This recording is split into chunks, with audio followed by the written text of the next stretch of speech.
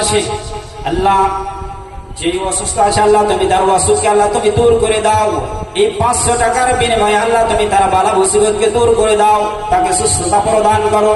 আল্লাহ তুমি এই 500 টাকার বিনিময়ে আল্লাহ তুমি তার ছেলে পেলে যত সন্তান সন্ততি আছে আল্লাহ তুমি তাদেরকে সুখময় করো। আল্লাহুম্মা সাল্লি আলাইহি আল্লাহুম্মা বারিক আলাইহি। তো প্রিয় মুসলিম সমাজ, বলছিলাম যারা ভলেন্টিয়ার আছেন এই হাদিসটা শুনবেন। হযরত আবু হুরায়রা রাদিয়াল্লাহু তাআলা আনহু তিনি বর্ণনাকারী, তিনি বলছেন যে মান জুইলা কাদিয়াম বাইনান নাস ফাকাদ যুবিহা বিগাইরি সিকিন। যাদেরকে দুই ব্যক্তির লিডার বানিয়ে দেওয়া হলো, দেখভালের হোক, বিচার ফায়সালার হোক বা আর কিছুরই হোক, যাকে দুইজনের মাত্র লিডার বানানো হলো তাকে ছুরিবিহীন জবাই করে দেওয়া হলো। কি করে? ছুরি ছাড়া কি মানুষকে হত্যা করা যায়, জবাই করা যায়? যায় না। কিন্তু এখানে বলছে যে জবাই করে দেওয়া হলো, বানানোর সঙ্গে সঙ্গে। কেমন করে? সেই যদি সঠিকভাবে দায়িত্ব পালন করে তাহলে ইহকালে তার শত্রুতা হবে, গালি খেতে হবে, এটা ওটা মানুষ আপনার বিরোধিতা করবে।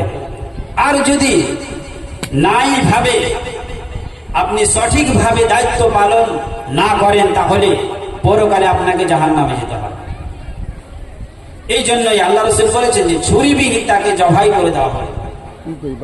তবে আপনারা যারা ভলেন্টিয়ার আছেন, দায়িত্বশীল ব্যক্তি আছেন, আপনারা সঠিকভাবে নিজ নিজ দায়িত্ব পালন করুন। প্রত্যেক মানুষের দায়িত্ব রয়েছে, সঠিকভাবে পালন করুন। না হয়তো আপনাকে সেদিন কাল কিয়ামতের মাঠে এর হিসাব দিতে হবে, যার হিসাব আপনি হয়তো দিতে পারবেন না। অতএব সঠিকভাবে আপনারা দায়িত্ব পালন করুন। যারা রাস্তায় দাঁড়িয়ে আছে তাদেরকে বুঝিয়ে হোক, দুটা কথা বলে হোক, ওদেরকে মাহফিলে পাঠান, দুটি হাদিস কোরআনের কথা শুনে যান, আমল করার জন্য চেষ্টা করেন। তাই বলছিলাম ভাই, আমার বক্তব্যের বিষয় ছিল যে আল্লাহর ভয়। আল্লাহর ভয় কাকে বলে?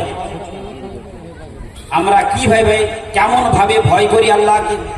যদি ভয় থাকতো তাহলে আমরা এদিক থেকে রাস্তার দিক থেকে এসে আমরা মেলার দিকে যেতাম না, আগে মাজলিসে বসতাম, তারপরে আমরা যেতাম মেলার দিকে। তার মানে কি আল্লাহর ভয় নেই? আপনাকে এর হিসাব দিতে হবে, পাই পাই করে হিসাব দিতে হবে। কেননা আল্লাহ রাসূলও ভয় করতেন। কিভাবে? সূরা হুদের তাফসীর করতে গিয়ে তাফসীর ইবনে কাসির আলাইহির রাহমা তিনি হযরত আবু হুরায়রা হ্যালো আসসালামু আলাইকুম। যারা ভলান্টিয়ার আছেন আপনারা নিজ নিজ দায়িত্ব পালন করেন। স্টেজে একটাও লোক নাই, রাস্তাতে গ্যাঞ্জাম করছে, আপনারা রাস্তার মানুষকে ধরে ঘাড় বলিয়ে হাত বলিয়ে তাদেরকে নিয়ে আসার ব্যবস্থা করুন। ভলান্টিয়ার যারা আছেন, রাস্তাতে মানুষ গ্যাঞ্জাম করছে, আপনারা তাদের শরীরে হাত বলিয়ে তাদেরকে স্টেজে আসার বসার তাদেরকে সুযোগ করে দেন। আসসালামু আলাইকুম। কথাটা হলো বৃষ্টি জোরে হবে না, হ্যাঁ বৃষ্টি জোরে হবে না, তারপর হবে খবরে দিয়েছিল। এই বলে যে জালসাকে বাদ দেবো এটা নয়। যেমন এই বাদ্যিরা বসে আছেন কত ভালো লাগছে, মামুনরা বসে আছেন কত ভালো লাগছে। সবাই আসুন, সবাই আসুন, সবাই এসে হ্যাঁ মাহফিলে বলি হন। এবং এই ভাইয়ের পরে পরে মাওলানা বদরুদ্দোজা আসছেন, সালাফি সাহেব। মাওলানা বদরুদ্দোজা ভাই আপনি যেখানে থাকেন না কেন তাড়াতাড়ি স্টেজে আসুন। মাওলানা বদরুদ্দোজা সালাফি সাহেব তাড়াতাড়ি আপনি স্টেজে আসুন। ও ভাই, তো বলছিলাম যে ভয় কি জিনিস, কিভাবে কেমন করে ভয় করতে হবে। তাফসীর হুদের সূরা হুদের তাফসীর করতে গিয়ে তাফসীর ইবনে কাসির আলাইহির রাহমা হযরত আবু হুরায়রার বিবরণ দিয়ে বলেন যে বিশ্বনবী সাল্লাল্লাহু আলাইহি ওয়াসাল্লাম বলেন যে আমি যখন সূরা হুদকে তিলাওয়াত করি তখন হচ্ছে আমার বয়সটা তত্তর করে কমে যাচ্ছে। বিশ্বনবী বলেন যখন আমি সূরা নাবাকে, যখন আমি সূরা ইনফিতারকে, যখন আমি সূরাতুল গাশিয়া এইগুলি সূরা যখন আমি পড়ি তখন হচ্ছে আমার পায়ের তলা থেকে জমি খসে যাচ্ছে, মাটি সরে যাচ্ছে, শুধু ভয়ের কারণে। লোকটির কোয়ালিটি কেমন?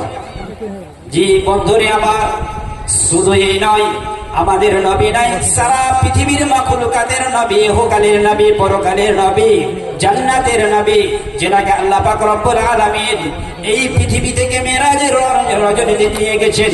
ওই বিশ্ব নবী বলেন, ওরে আমার সাহাবীরা শুনে নাও, যখন আমি সূরা হুদকে পড়ি, সূরা হুদের তেলাওয়াত করি, তো মনে হচ্ছে ভয়ে আমার পায়ের তল থেকে মাটিগুলো সরে যাচ্ছে, শুধু ভয়ের কারণে। এরকম ভয় ছিল। আর আমরা রাস্তাঘাটে চলাফেরা করি, কত পাপ করি, ভয় তো নেই, হারিয়ে গেছে। আর ভয় ছিল কাদের? হযরত আবু বকর রাদিয়াল্লাহু তাআলা আনহু।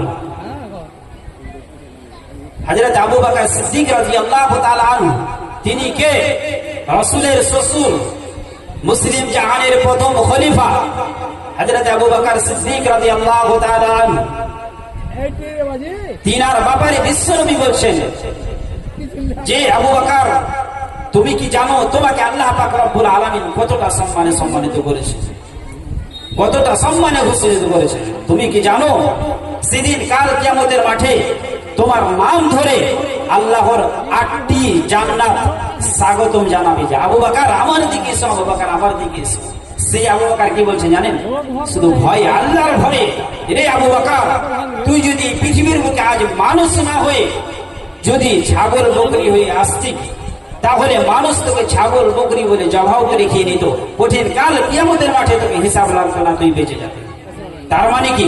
আল্লাহর রাসূলের দিলে ভয় ছিল, হযরত আবু বকর সিদ্দিক রাদিয়াল্লাহু তাআলা আনহু দিলে ভয় ছিল, হযরত ওমরের ভয় ছিল, হযরত আয়েশা রাদিয়াল্লাহু তাআলা আনহার ভয় ছিল। কিন্তু আমাদের ভয় নেই, আমরা তো রং তামাশা এমনিতেই মেতে আসি। বন্ধুরে আমার, অতএব এদিকে ওদিকে না ঘুরে, সময় তো আমার শেষ। আপনারা আসুন, স্টেজে এসে বসুন, হালকা আল্লাহর রহমত বর্ষিত হচ্ছে।